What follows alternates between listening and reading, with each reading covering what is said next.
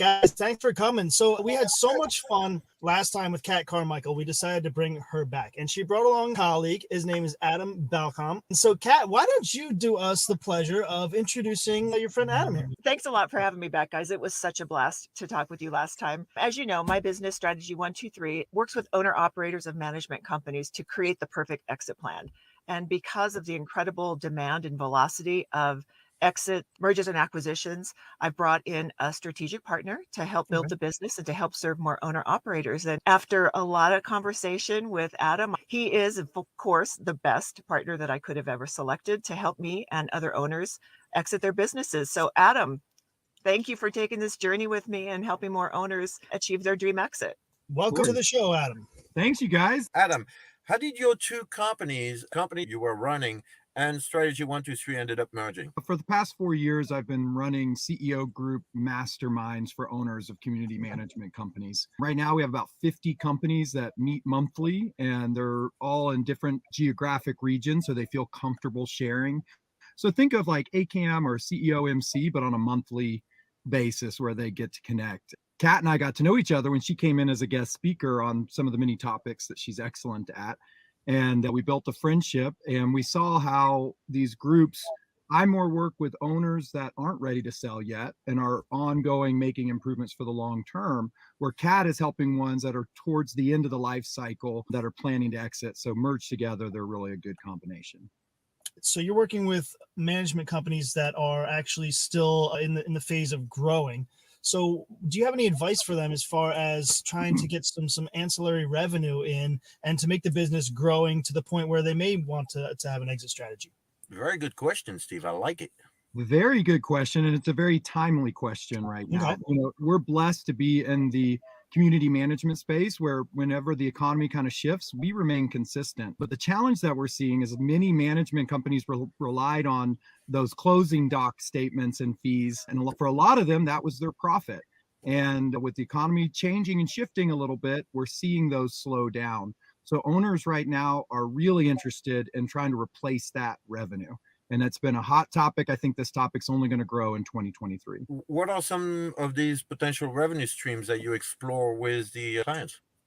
So which revenue streams you look for is as unique as the company that you're running. It's really going to play into what are your strengths as an owner and who is in your network around you who has certain skill sets that can help you. But Kat will say that one of the foundational pieces that have to be in place is your contract has to empower you to be able to do and find these other ancillary fees. So before you even start thinking about which ancillary fees do I want to do, you need to look at your contract. You need to understand the regulations in your state, especially related to disclosure. The big ones, Schedule A in your contract, these are fees that are charged to your boards. That's a great place to start right away. Many owners struggle with their managers actually charging the Schedule A fees. So one of Kat's great points is contract college with your managers. Make sure you understand the agreement and understand which fees that you should be charging.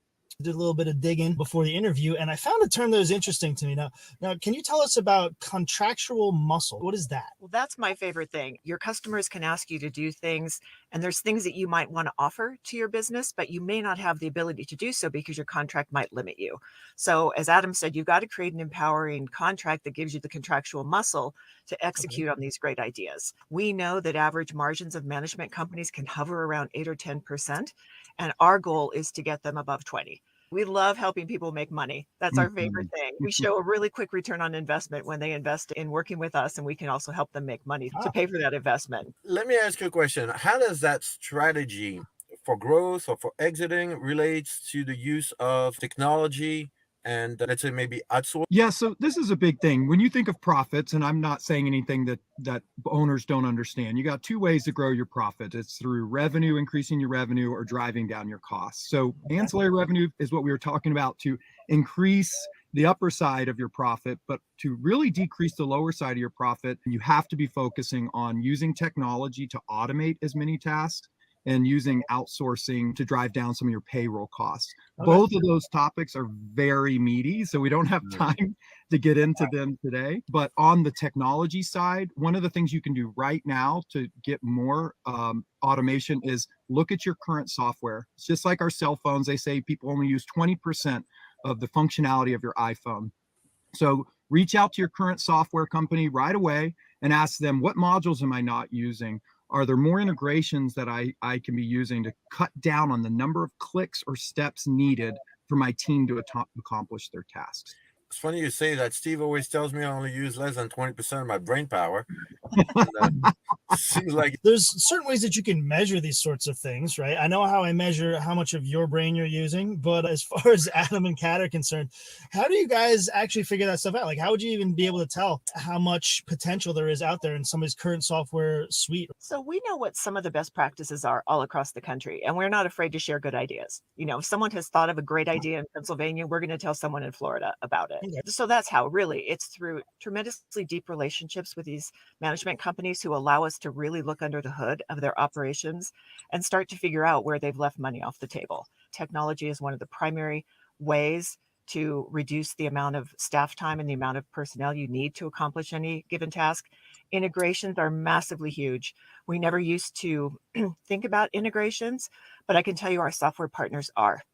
And they have already figured out a Okay. way to basically deliver a turnkey package for you so that all the technology that you need to run your management company speaks to each other.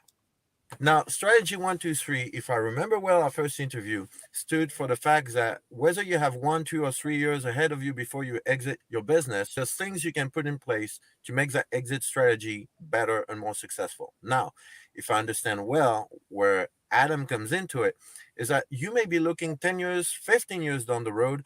And how do all these implementation of technology, ancillary revenue impact that overall exit strategy for somebody that might still be maybe 20 years away from retirement or for thinking about selling the company? It was really fascinating when Kat and I started joining forces and kind of showing under the hood of how we operate our businesses.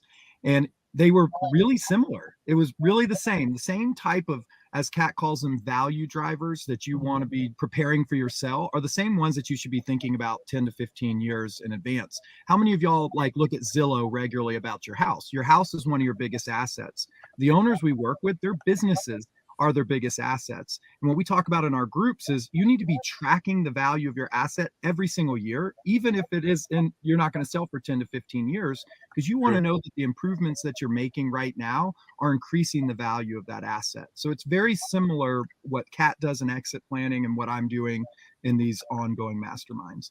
You've got to be a courageous leader. When we talk to business owners who have thought of all these suggestions we're talking about but haven't implemented them, we always wonder why. And they think that, well, if someone buys my company, then they can implement outsourcing or other kinds of technology. Well, if they do that, then the gain is on their side. So if True. you're thinking about it, the time to do it is now, because then you have presented your asset in the highest and most valuable light you possibly can. So when you take a business to market, it not only does need to show profitability, but you need to show innovation, leadership. You need to be the place where your employees want to be. And this takes courage, right? It's hard to upset the status quo. A lot of people are uncomfortable trying something new because of course, they're afraid they might lose a client. Well, sometimes you will.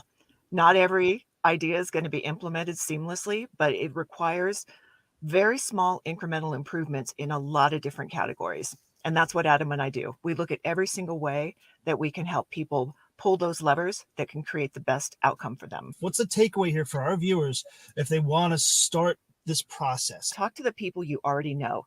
Listen to voices because they've been through this before and they can help you understand what other people are doing. There's a huge influence in our business about what other successful executives have done.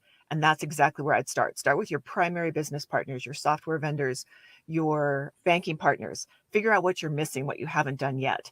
And then I think that will start people's juices flowing and start to understand that the change that needs to happen in a business comes from within. And it really is just a function of being able to be a good change manager. I think a big thing is that we coach on is mindset. And what they have to start shifting their mindset is that their business is an asset and they need to be turning the dials on this asset at all times to maximize the value of it. This is the part of the show where we like to give our guests the microphone to plug whatever it is you guys want to plug it. The microphone is yours. My brain always tries to break it down into like, what's these little micro steps that get started. I think the first one is review your agreement. Ancillary revenue is going to be huge. Outsourcing is going to be huge. And technology is going to be huge, and your agreement has to be in the right place.